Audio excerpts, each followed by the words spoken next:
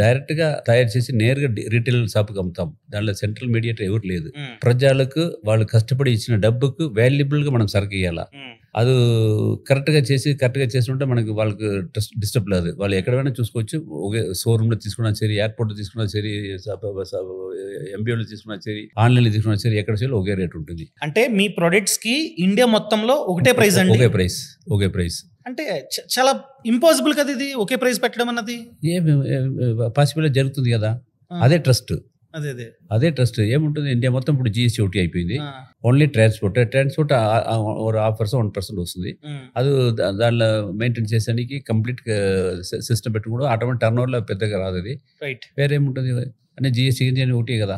Okay, ఎందుకంటే చాలా బ్రాండ్లు 1+1 ఆఫర్ అంటారు, 50% డిస్కౌంట్ అంటారు, 80% డిస్కౌంట్ అంటారు. అసలు కానీ ₹1 ఆఫర్ కూడా మీ ప్రోడక్ట్ మీద చూడలేదు అసలు. దానికి కారణం ఇండియా మొత్తంలో ఒకటే ప్రైస్.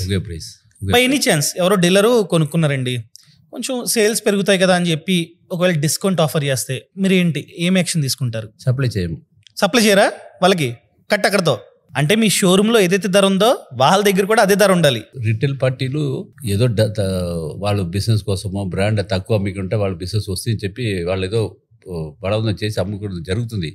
కానీ మనం అది ఎంకరేజ్ చేయడం లేదు. ఎందుకంటే ఫస్ట్ మన కస్టమర్ ఎవరు మనకు ప్రజలే కదా. ప్రజలకి కన్ఫ్యూజ్ చేయకూడదు మనం. అవును. ఇప్పుడు మనం 40 years గా వాళ్ళు చేసి పెట్టినది ట్రస్ట్. అది ఎట్లా మనం ఎక్కువ తక్కువ వాళ్ళే కన్ఫ్యూజ్ అయిపోతారు కదా. అవును. బాస్ వాలా, బీ ద బాస్.